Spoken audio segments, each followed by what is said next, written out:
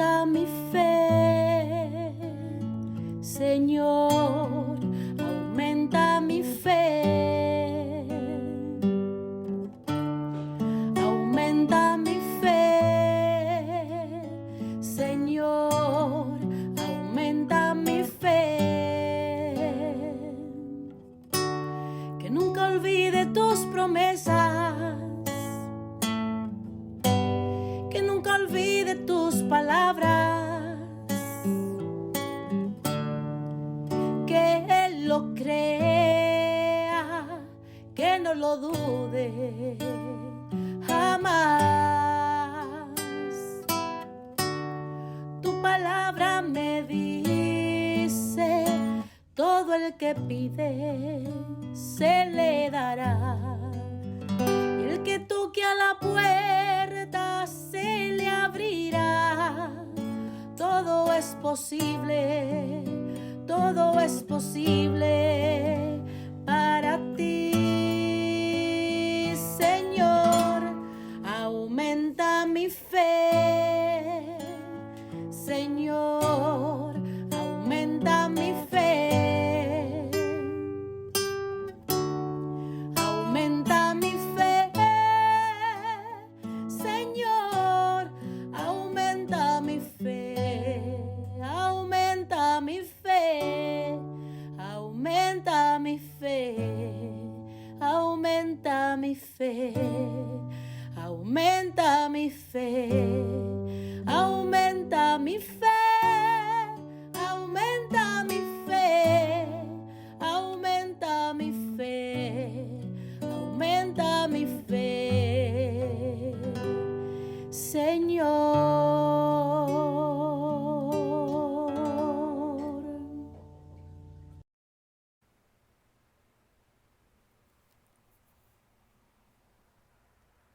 Saludos en este glorioso día y bendiciones a los radio creyentes que escuchan Jesús y María Radio, que están sedientos de la palabra de Dios.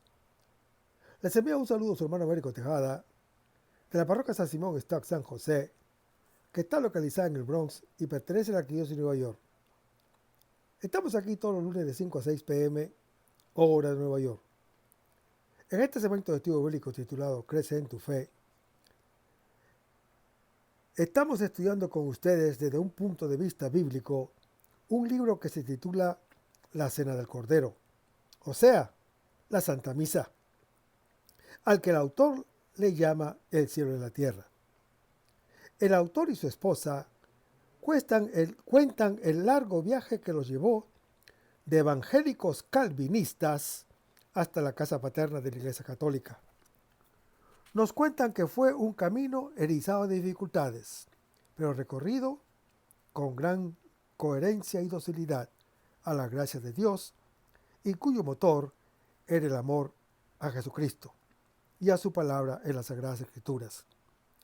Y el punto de inflexión del acercamiento del autor a la Iglesia Católica fue precisamente la Santa Misa, en la que descubrió brillar con nueva luz la Sagrada Escritura.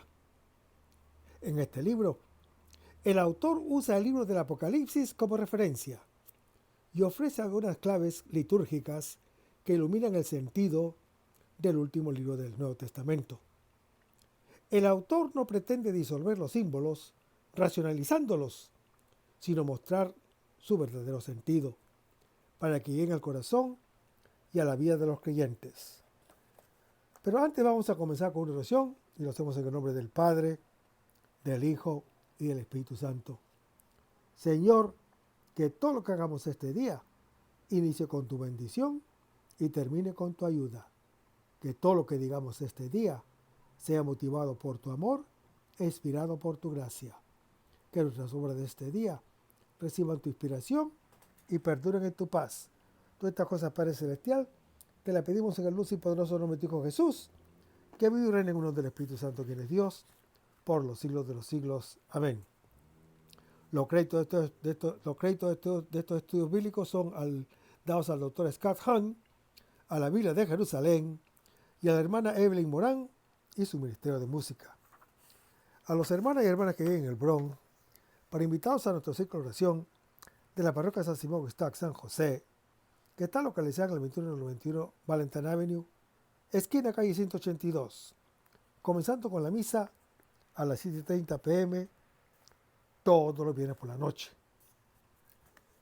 Estamos comentando sobre la Epístola a los Hebreos, capítulo 9.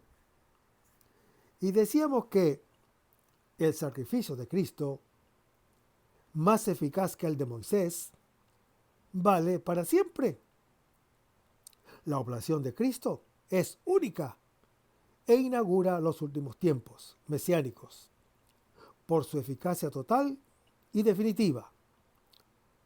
Todo de una vez y una vez por todas, pues penetró en el santuario una vez para siempre, no con sangre de machos cabríos ni de novillos, sino con su propia sangre, consiguiendo una liberación definitiva, porque en el Antiguo Testamento el sumo sacerdote era el que podía entrar en la tienda del encuentro a ofrecer sacrificios solamente una vez al año. E incluso entonces encontraba solo un momento antes de que su indignidad le sacase fuera. Pero el Señor Jesús entró al Santo de los Santos, o sea, el cielo, una vez por todas, para ofrecerse a sí mismo como nuestro sacrificio.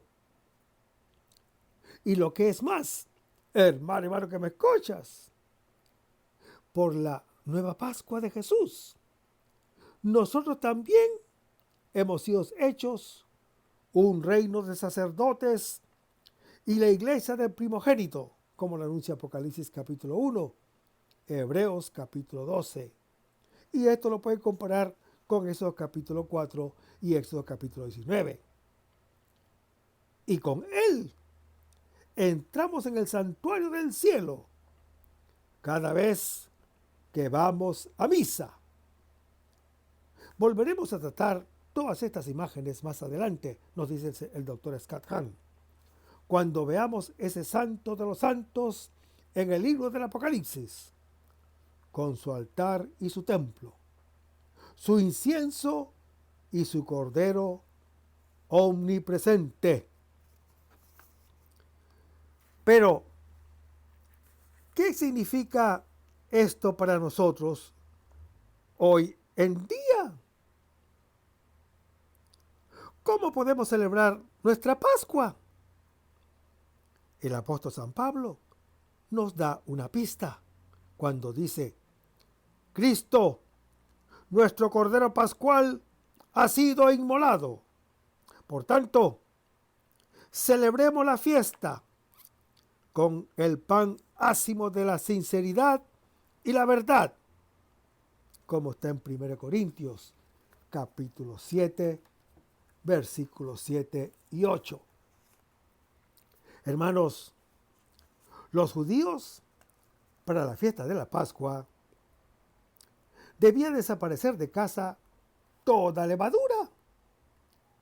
Solo se podían comer con el cordero panes acivos, sin levadura, hechos con masa pura y nueva, según lo exigía Éxodo capítulo 12. Lo que nosotros conocemos como matzos. Pues bien, hermano que me escuchas, los corintios deben purificarse, tanto echando al hombre incestuoso de este capítulo, en el versículo 1, como renunciando a la falsa tolerancia que habían tenido y a toda clase de vicios y pecados. Dos razones poderosas hay para esta purificación radical. Los creyentes son los panes ácimos y Cristo es el Cordero Pascual. Primero, porque nosotros somos ácimos. Y si nosotros somos pan puro, por lo que Cristo realizó en nosotros en nuestro bautismo, por eso tenemos que vivir de acuerdo a ello. Cristo, hermano que me escuchas, verdadero Cordero Pascual, que ha destruido la levadura del pecado e introducido al cristiano en una vida nueva. Dios restaura en Cristo el mundo desordenado por el pecado. En el centro de la nueva creación se encuentra el hombre nuevo. Leamos las Escrituras. Fuimos pues con él sepultados por el bautismo en la muerte, a fin de que, al igual que Cristo resucitó entre los muertos, por medio de la gloria del Padre, así también nosotros vivamos una vida nueva. Lo anuncia el apóstol Pablo en su epístola a los Romanos, capítulo 6. Hermanos, la inmersión en el baño del agua sepulta al pecador en la muerte de Cristo, de la que sale por la resurrección con él, como nueva criatura, como hombre nuevo, como miembro del único cuerpo místico de Cristo, animado por el único Espíritu Santo. Esta realización se realiza desde ahora por una vida nueva, según el Espíritu Santo. Segundo, porque nuestra Pascua, que es Cristo, ha sido inmolado. Hermanos, por la inmolación del Cordero Pascual, los hebreos fueron liberados de la esclavitud egipcia. Y por la inmolación de Cristo, Cordero de la nueva Pascua, hemos sido ya liberados del pecado. Vayamos a las Escrituras. Pues si la sangre de muchos cabríos y toros y la ceniza de una becerra santifican con su aspersión a los contaminados, en orden a la purificación de la carne, cuánto más la sangre de Cristo, que por el Espíritu Eterno se ofreció a sí mismo sin mancha a Dios, purificará de las obras muertas nuestra conciencia para rendir culto al Dios vivo. Lo anuncia Hebreos en su capítulo 9. Hermanos, nuestro Cordero Pascual es, pues, pan ácimo. Nuestra fiesta es la misa. A la clara luz de la nueva alianza, los sacrificios de la antigua alianza encuentran sentido como preparación para el único sacrificio de Jesucristo, nuestro Rey y sumo sacerdote en el santuario del cielo.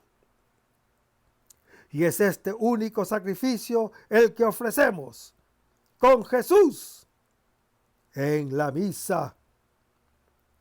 Con esta luz, hermano que me escuchas, vemos una nueva claridad, o vemos con nueva claridad las plegarias de la misa. Cuando decimos, te ofrecemos tu cuerpo y tu sangre, sacrificio agradable a ti y salvación para todo el mundo. Dirige tu mirada sobre esta víctima que tú mismo has preparado a tu iglesia. Y eso, hermano que me escuchas, lo leemos en la plegaria eucarística cuarta. Seguimos leyendo las plegarias. Te ofrecemos, Dios de gloria y majestad, de los mismos bienes que nos ha dado el sacrificio puro, inmaculado y santo. mira con ojos de bondad esta ofrenda y acéptala, como aceptaste los dones del justo Abel, el sacrificio de Abraham, nuestro padre en la fe, y la oblación pura de su sumo sacerdote Melquisedec.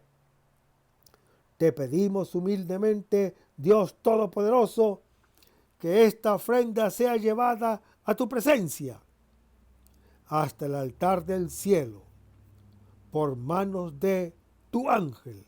Y esto lo leemos en la plegaria eucarística primera. Pero vayamos a 1 Corintios, capítulo 11. Hermanos, este es el cuarto relato de la institución de la Eucaristía, que conserva el Nuevo Testamento. El texto contiene los puntos fundamentales de la fe cristiana católica.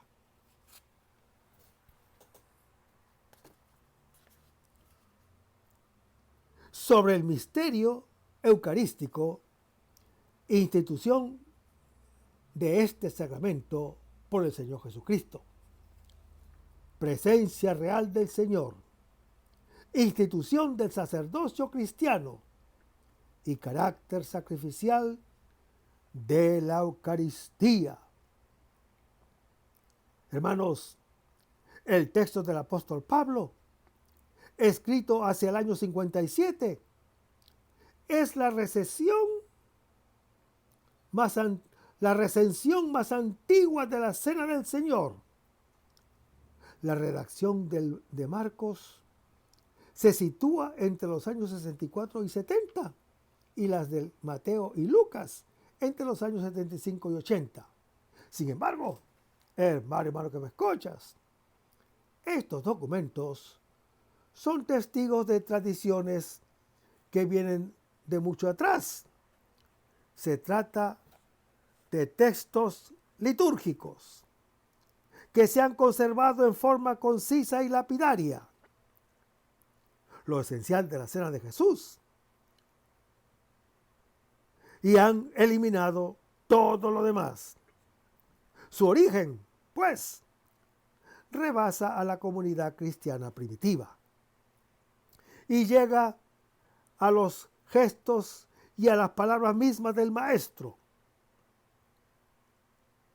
Hermanos, los relatos de la institución eucarística, tal como ha llegado hasta nosotros, constituyen una síntesis de tradiciones diferentes.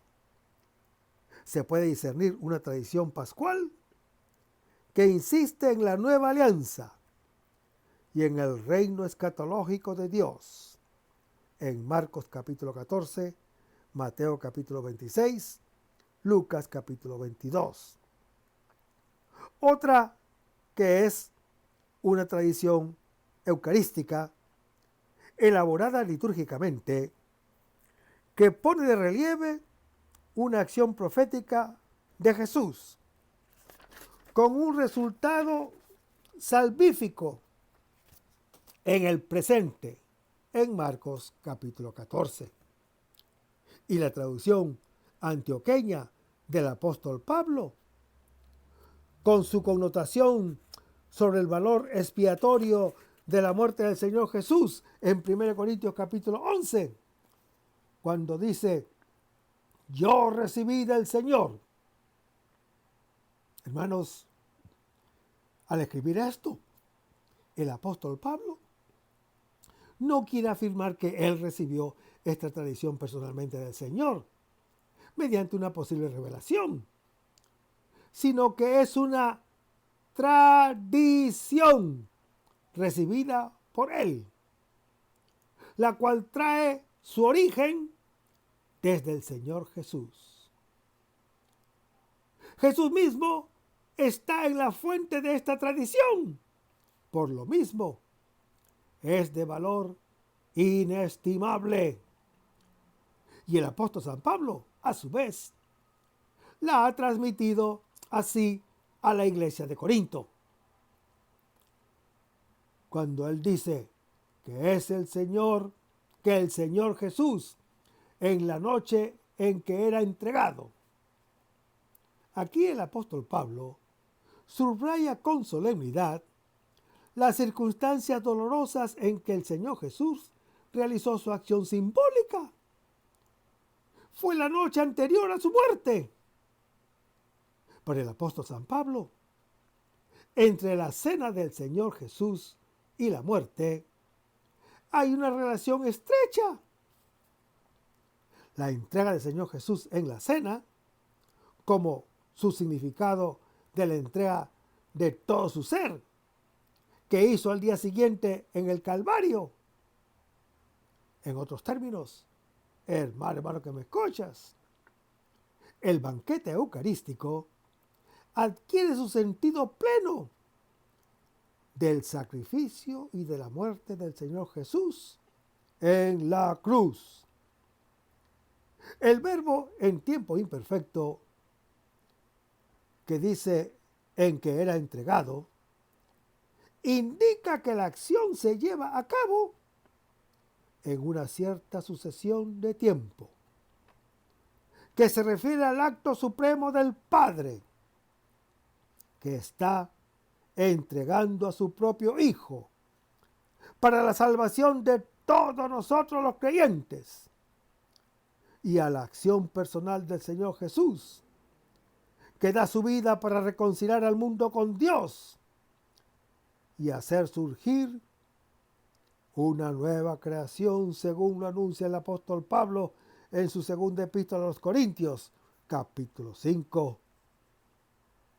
Hermanos, el gesto de que el Señor Jesús hizo sobre el pan coincide con la bendición que el padre de familia recitaba sobre el pan ácimo antes de la manducación del Cordero Pascual en la cena de Pascua judía. El Señor Jesús tomó el pan y dio gracias, en griego, eucharistesas, de donde viene la palabra Eucaristía. En lugar de la expresión dar gracias, el evangelista Marcos y el evangelista Mateo hablan de bendición. Esta bendición es un acto de acción de gracias a Dios. Y según el uso judío, pudo ser: bendito seas, Señor Dios nuestro, Rey del universo, que nos ha dado este pan, fruto de la tierra. Después de la acción de gracias, el Señor Jesús partió el pan para darlo a sus discípulos. Este pan roto es todo un símbolo cuyo significado es revelado por la palabra de interpretación, cuando dice: este es mi cuerpo, que el evangelista Lucas completa la idea diciendo que es dado por vosotros. Hermanos, estas adiciones interpretan claramente el pensamiento del Señor Jesús. La palabra sobre el pan roto significa que el Señor Jesús entrega su propio cuerpo como sacrificio en favor de todos nosotros los creyentes. El valor expiatorio de la Eucaristía queda con esto claramente subrayado. La palabra del Señor Jesús es eficaz. Ha transformado el pan en su cuerpo, que es dado. Es el mismo Jesús y víctima a la misma vez, que se entrega en favor de los demás. Al fin de la cena judía, el jefe de la familia pasaba la tercera copa, que era la copa de la bendición, y se cantaba la segunda parte del Jalel. Toma pues el Señor Jesús la copa y pronuncia una palabra que da sentido a su gesto. cuando dice, esta copa, es decir, el vino que en él se contiene, es mi sangre, que sella la nueva alianza. Con esto, hermano que me escuchas, el Señor Jesús realiza la nueva alianza anunciada por las antiguas profecías como Jeremías capítulo 31. La alianza antigua, sellada por la inmolación de víctimas animales en Éxodo capítulo 24, ha terminado. De ahora en adelante, cuantas veces se repita el gesto y la palabra del Señor Jesús, se actualizará el rito, en virtud del cual una nueva sangre, que es la del Señor Jesús, consagra la alianza nueva. En esta forma, hermano que me escuchas, el pan y el vino consagrados son los factores constitutivos de la presencia real, la presencia personal y la presencia total de Cristo, que se entrega en alianza para la redención y salvación del mundo. Esta es la realidad de la Eucaristía, hermano que me escuchas, que realmente se participa en ella, del cuerpo y de la sangre de Cristo, que a la vez es víctima, entregado por todos nosotros. En Lucas capítulo 22, donde el Señor Jesús instituye la Eucaristía, a la vez que conmemoria la muerte de Cristo, la cena eucarística anticipa el festín mesiánico o banquete escatológico que está descrito en Mateo capítulo 26, donde el Señor Jesús les dice a sus apóstoles, y yo les digo que desde ahora no beberé de este producto de la vid, hasta el día aquel en que lo beba con ustedes de nuevo en el reino de mi Padre. Y es también sacrificio de comunión, que está descrito en 1 Corintios capítulo 10, donde el apóstol San Pablo habla sobre los banquetes sagrados, cuando dice, la copa de bendición que bendecimos, ¿no es acaso comunión con la sangre de Cristo? Y el pan que partimos, ¿no es comunión con el cuerpo de Cristo? Hermanos, participar en un sacrificio es entrar en comunión con la divinidad que lo recibe. Por eso el Señor Jesús dice, hacer esto en memoria mía. Hermanos, la Iglesia Católica ha visto en estas palabras la institución del sacerdocio cristiano. El Señor en la última cena ofreció a Dios Padre su cuerpo y su sangre bajo las especies de pan y de vino.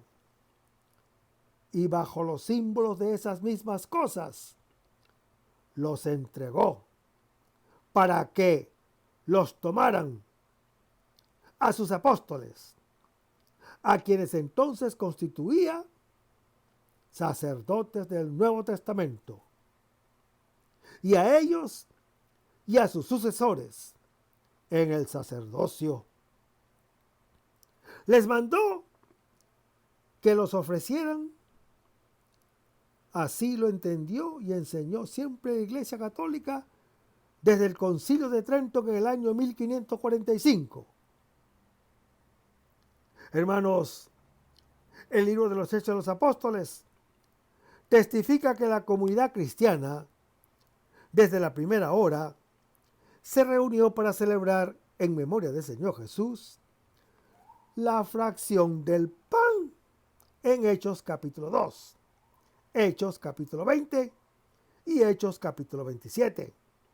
Además, hermano que me escuchas, así como la fiesta de la Pascua judía no era solo un recuerdo, sino un memorial que actualizaba la liberación de la esclavitud de Egipto en Éxodo capítulo 13, así la cena eucarística no es solo una simple conmemoración de la muerte del Señor Jesús, sino un memorial, que es la actualización eficaz de una situación pasada, una reiteración muy real donde sucede algo.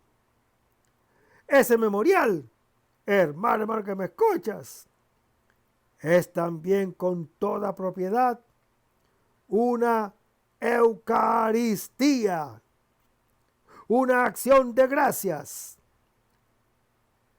Después el apóstol Pablo nos hace una amonestación para no participar indignamente de la cena del Señor. Eso sería un grave pecado que exigiría un serio castigo. De tal manera, afirma Pablo, la presencia real de Jesús, víctima en el pan y en el vino eucarísticos, que quien participare indignamente de ella se haría reo del cuerpo y de la sangre del Señor. Por tanto, hermano que me escuchas, el hombre debe acercarse a la Eucaristía, no con ligereza, sino después de haber examinado su conciencia, para ver si nada hay que le impida participar de ella. Y si lo hay, tenemos que acercarnos al sacramento de la reconciliación. No es suficiente con que Cristo derramase su sangre y muriese por nosotros. Ahora nos toca cumplir nuestra parte, como en la antigua alianza, así en la nueva.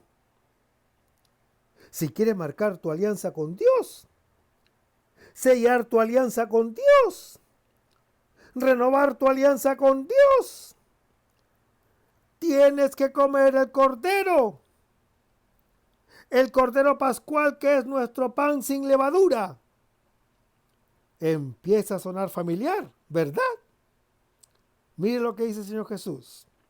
Si no coméis la carne del Hijo del Hombre y no bebéis tu sangre, no tenéis vida en vosotros. Vayamos a Juan capítulo 6, versículo 53, donde podemos decir que carne y sangre designan en el lenguaje semético al hombre entero, a la persona total. Si el maná del desierto prefiguraba la carne del Señor Jesús, la sangre de la alianza en el monte Sinaí, del que habla Éxodo capítulo 24, anunciaba la sangre de la nueva alianza sellada por el Señor Jesús. Esta alusión a la sangre recuerda la copa sacrificial de que hablan los evangelios sinópticos, como en Mateo capítulo 26. Y habla el apóstol Pablo en 1 Corintios capítulo 10. La terminología reviste un carácter fuertemente sacrificial. Es la participación de un banquete de alianza, donde brota la necesidad de la recepción de la Eucaristía, según lo ha mantenido la tradición de la Iglesia Católica. Dos efectos se producen en quien recibe la Eucaristía: la vida eterna en la actualidad y la resurrección en el último día.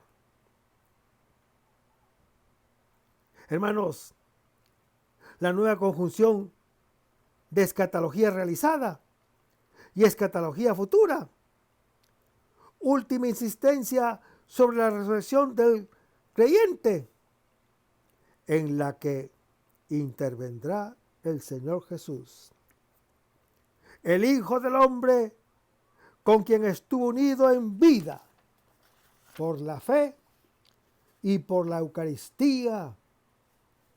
El apóstol Pablo, en 1 Corintios capítulo 11, también une la Eucaristía con los tiempos escatológicos, cuando dice: si no comen la carne del Hijo del Hombre y no beben su sangre. Hermanos, esta frase nos introduce directamente en el misterio eucarístico. Se trata de la promesa de un pan que Jesús mismo dará en un futuro. Es un don del porvenir y será su propia carne por la vida del mundo. La alusión a la Eucaristía es evidente. Esta frase recuerda la fórmula de Lucas capítulo 22, donde se lee: este es mi cuerpo que se entrega por ustedes. Y se puede decir aquí que el apóstol Juan consigna las palabras que el Señor Jesús pronunció en la última cena para instituir la Eucaristía. La expresión anuncia también la muerte del Señor Jesús, tema tradicional asociado con la Eucaristía. El alimento de vida eterna será la carne del Señor Jesús inmolada en sacrificio en favor del mundo. Y mediante la manducación de esta carne eucarística, podrá el creyente participar de la muerte voluntaria del Señor Jesús. Él será fuente de vida eterna por su muerte y glorificación. La Eucaristía representa la carne como el lugar y el signo del Hijo del Hombre que ha venido del cielo para dar vida eterna a los hombres y a los creyentes y llevar luego a donde Él está, como lo anuncia Juan, capítulo 17. Hermanos, el acentuado realismo de las palabras del Señor Jesús fundamenta la doctrina de la presencia real del Señor Jesús en la Eucaristía. Jesús, todo Él, está realmente presente, y no solo en símbolo y en figura.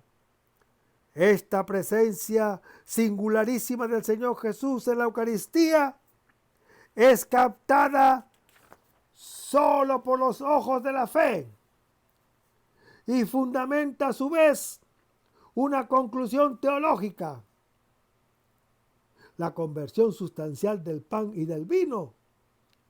Lo que está allí ya no es pan. Es misteriosa, pero realmente el cuerpo y sangre de Jesús. Se han cambiado las realidades. A eso la Iglesia Católica le llama la transustanciación. Hermanos, el Señor Jesús está en la Eucaristía, verdaderamente, realmente y sustancialmente. Hermanos, el Señor Jesús se está entregando en un banquete sacrificial de alianza. El Señor Jesús entero es la víctima que se ofrece a Dios para sellar una alianza entre Dios y los creyentes. Para que esa alianza sea perfecta y eficaz, El creyente tiene que verse libre y rescatado de sus pecados. Para ello, hermano que me escuchas, la sangre victimal que toca a Dios, toca también al hombre y lo purifica radicalmente. Finalmente, hermano que me escuchas, el contacto y la comunicación con la carne y sangre de un Jesús, actualmente resucitado y glorificado, hace entrar al creyente en un mundo nuevo, en el que se encuentra establecido el Señor Jesús. Y ese contacto deja en el creyente un germen de resurrección futura.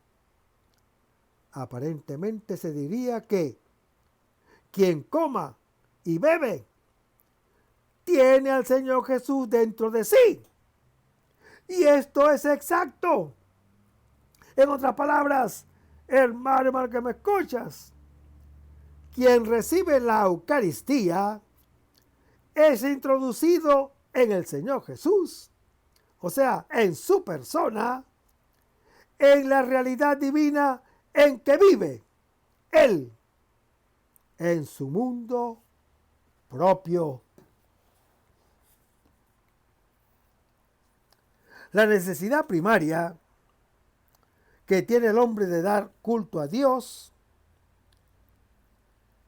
se ha expresado siempre en el sacrificio culto, que es simultáneamente un acto de alabanza, un acto de expiación, un acto de entrega, un acto de alianza y acción de gracias. En griego, Eucaristía.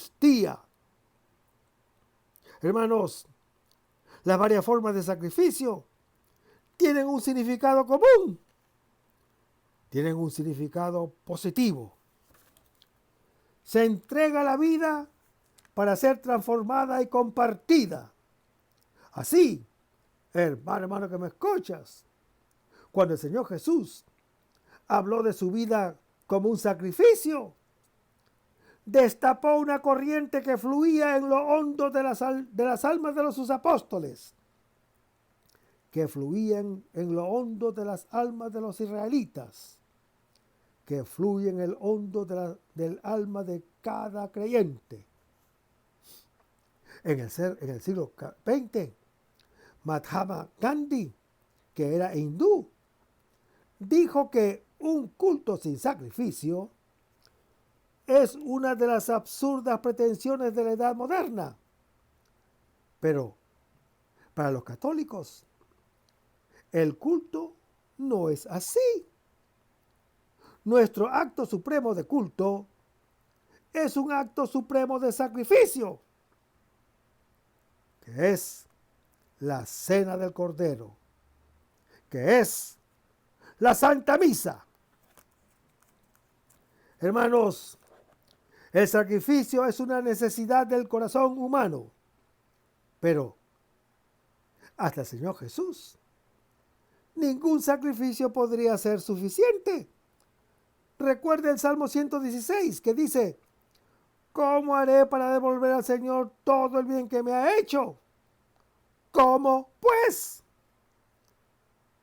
Dios sabía perfectamente cuál debía ser nuestra respuesta.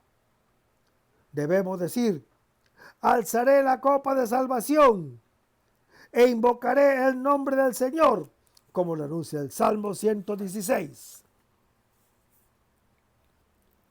Canibalismo y sacrificios humanos, eran acusaciones que se rumoreaban a menudo contra las primeras generaciones cristianas. Los primeros apologistas cristianos las recogieron con el fin de rechazarlas como chismes. Pero a través de los lentes distorsionados de las habladurías paganas, podemos ver cuál era el elemento más identificable de la vida y del culto cristiano. Era la Eucaristía, la representación del sacrificio de Jesucristo, la comida sacramental en la que los cristianos consumían el cuerpo y la sangre de Jesús. La distorsión de estos hechos de fe era la que guiaba las calumnias paganas contra la Iglesia Católica, aunque es fácil de ver por qué los paganos malinterpretaban estos hechos. En la primitiva Iglesia Católica se permitía asistir a los sacramentos únicamente a los bautizados, y a los cristianos se les disuadía hasta de hablar de estos misterios centrales con los no cristianos. Por eso, hermano que me escuchas, la imaginación pagana se disparó, alimentada por pequeñas brisnas de realidad. Cuando escuchaban: esto es mi cuerpo, este es el cáliz de mi sangre, si no coméis la carne del Hijo del Hombre y no bebéis su sangre. Los paganos sabían que ser cristiano era participar en unos ritos extraños y secretos. Ser cristiano era ir a la Santa Misa. Esto era verdad desde el primer día de la Nueva Alianza. Apenas unas horas después de que el Señor Jesús resucitara de entre los muertos, se encaminó a compartir la mesa con 2 discípulos. Y usted lo puede leer en la historia de los discípulos de Maús, cuando él dice: tomó pan, lo bendijo y lo partió y se lo dio.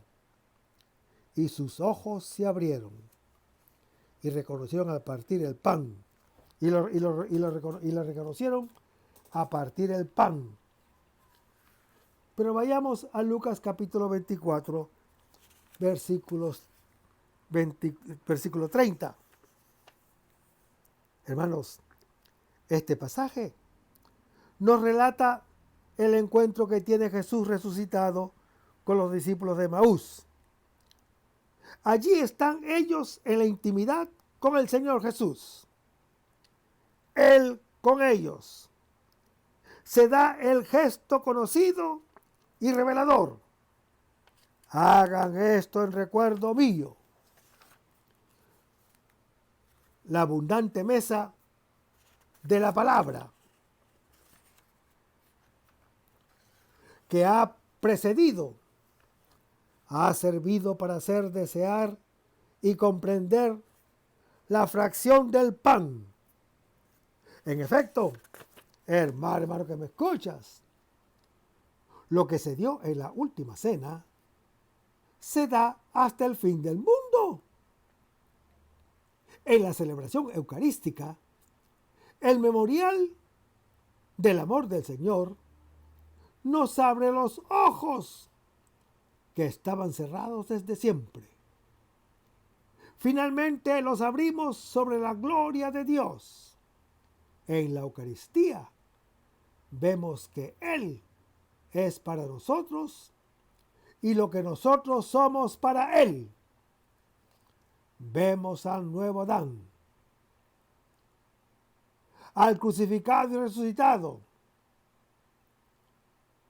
Hermanos, la finalidad de todo el Evangelio del Evangelio de Lucas es hacernos conocer a aquel del cual nos han hablado unos testigos oculares.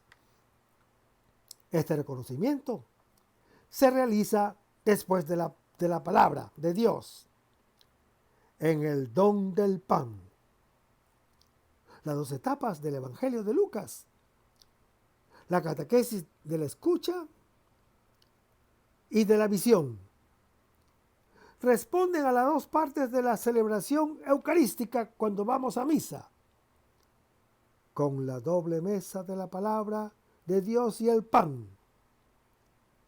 Si el pan realiza lo que la palabra de Dios promete, la palabra de Dios permite que se reconozca el pan como realización de la promesa de Dios.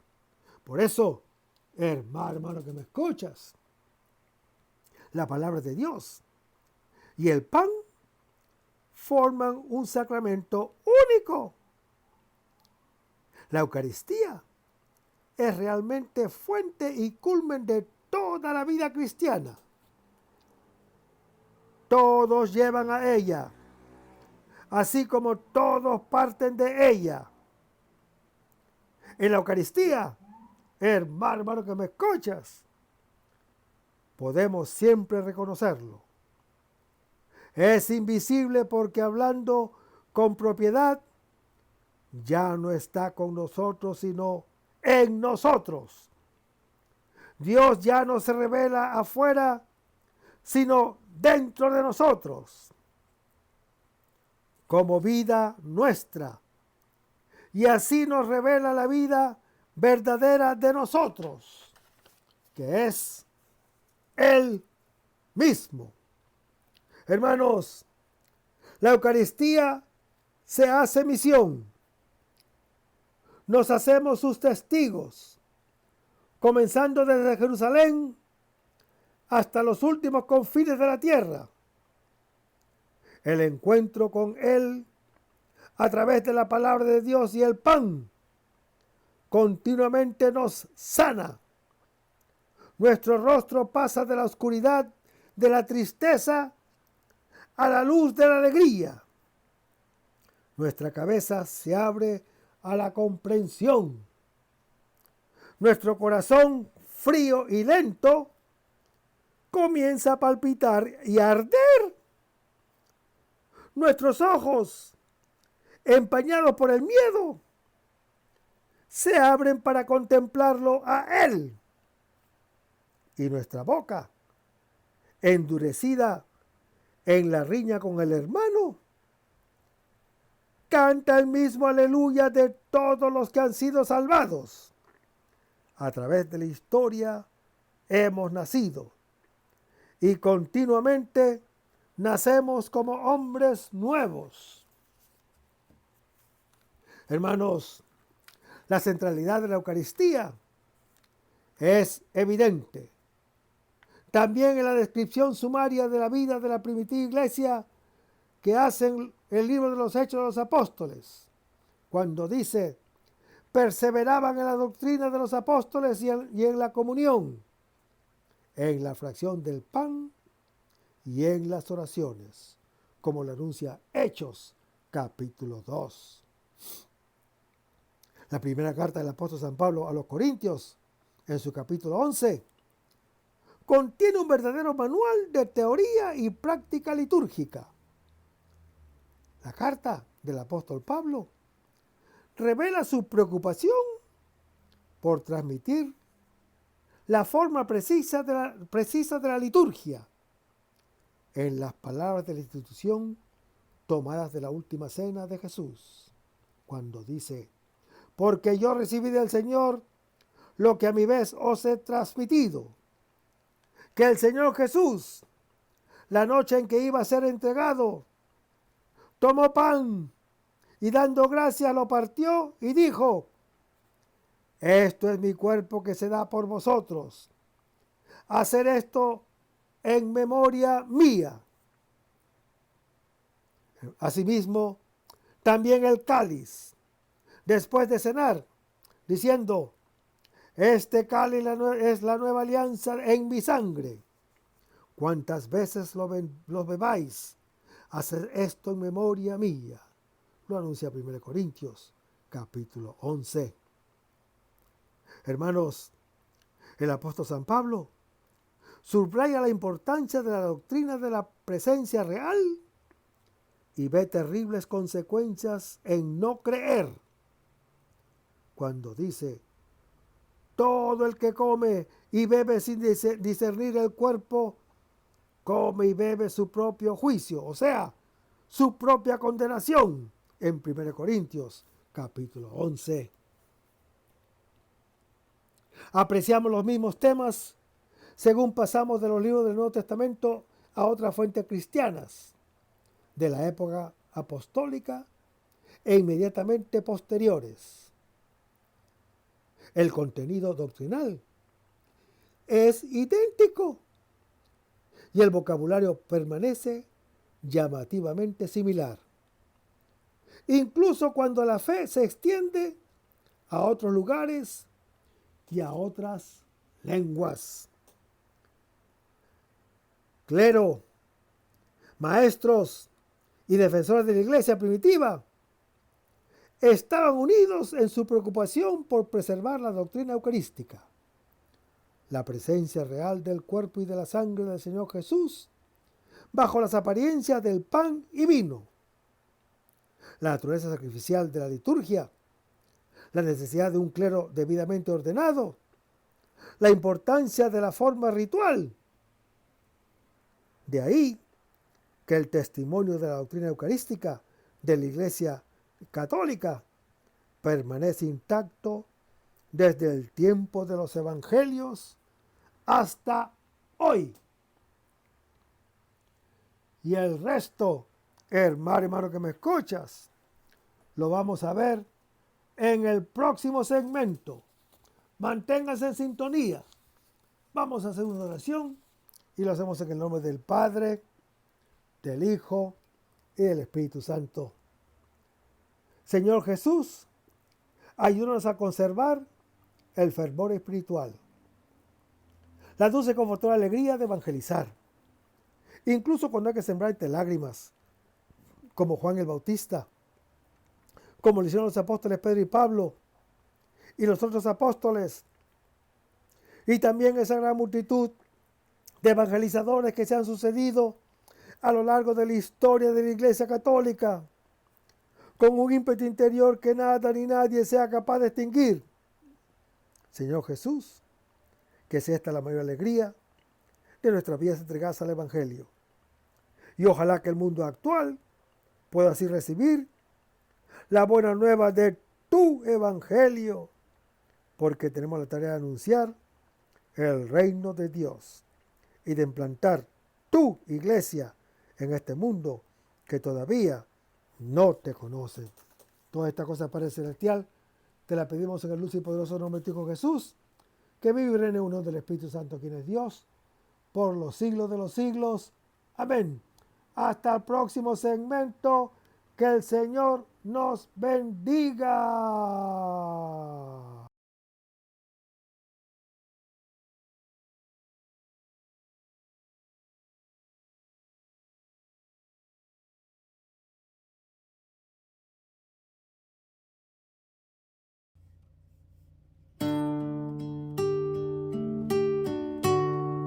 Aumenta mi fe, Señor, aumenta mi fe.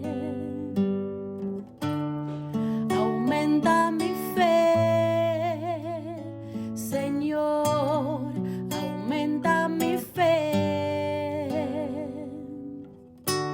Que nunca olvide tus promesas, que nunca olvide tus palabras, que Él lo crea, que no lo dude jamás. Tu palabra me dice, todo el que pide se le dará, y el que toque a la puerta se le abrirá. Todo es posible, todo es posible para ti, Señor. Aumenta mi fe, Señor, aumenta mi fe. Aumenta mi fe, Señor, aumenta mi fe. Aumenta mi fe, aumenta mi fe, aumenta mi fe. aumenta mi fe, aumenta mi fe, aumenta mi fe, aumenta mi fe, aumenta mi fe.